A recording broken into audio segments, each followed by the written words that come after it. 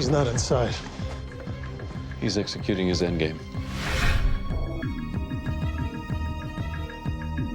It's taken him 20 years to find a replacement. This time he's gonna die with her. In the lake, let's go. They tell us they want to take a car into the water, right? And Malibu Lake.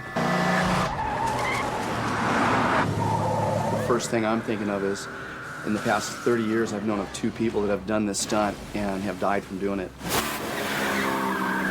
These particular gads are somewhat dangerous because we're going into water. We're sending off a ramp into the water. That's a pretty good impact for the stunt guy, and then he's going underwater. It's pretty spooky. It's very stressful. I don't sleep much the night before when we do stuff like this.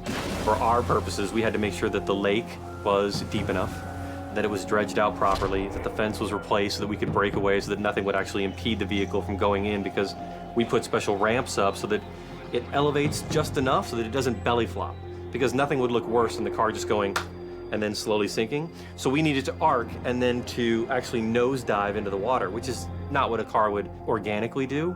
So the car has to be stripped of its engine, all the inside has to be taken out, the front end has to be weighted, the ramps have to be measured just right, it has to be pulled from 2 different vehicles off of pick points in the road and then take off at a certain rate. It has to get to 30 miles an hour or it won't get to the dredged out area. So there's a lot that can go wrong. You know, things happen. The driver could be knocked out unconscious. Are you jumping in the lake? No, actually, I've got the best guy in the business possible to do it, Greg Barnett. He did Baywatch for 13 years. He's done this more than anybody I know. The lake's 13 feet deep, and there's about 1.5 feet, 2 foot of mud at the bottom of the lake. So you take a 3,000-pound car, jump it in the lake. The worst case scenario, if the car gets upside down, hopefully, if all goes well, it goes in and then sinks to the ground and then stays on all fours, and he can exit. But in the event that it didn't do that, in the very back where you'd put your golf clubs, we cut a big giant hole out of there. So if it did get upside down, he had an exit route. We're backing up. I also had 2 safety divers in the water, and I had a Navy SEAL on the shore.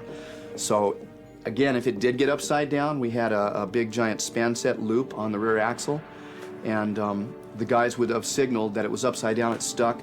The Navy SEAL would have gone out, hooked up the crane to that rear axle, and we would have had that thing out of the water within less than 10 minutes. Plus, he had multiple air sources in there. We took some scuba tanks, mounted them in the car for the stunt guys. They have their air right here on their chest. As soon as he goes down, he's able to breathe.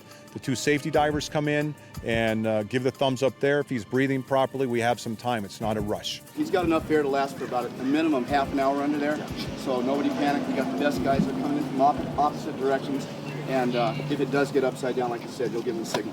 It's starting to rain, so we need to get this shot before it starts pouring on us. Right now it's half that. Yeah. Stand by the car.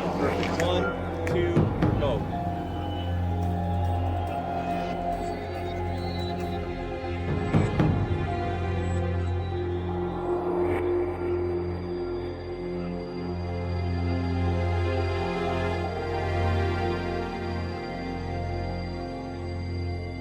That was an absolutely picture-perfect jump. The fence absolutely exploded. I actually didn't pay much attention to the fence when we built it. It was balsa wood. My main concern was the ramp and the trajectory and the speed and all that, but the fence looked great. It hit the ramp perfectly, went into the water perfectly. It was absolutely a perfect gag. We're extremely happy to my crew and to the stunt crew.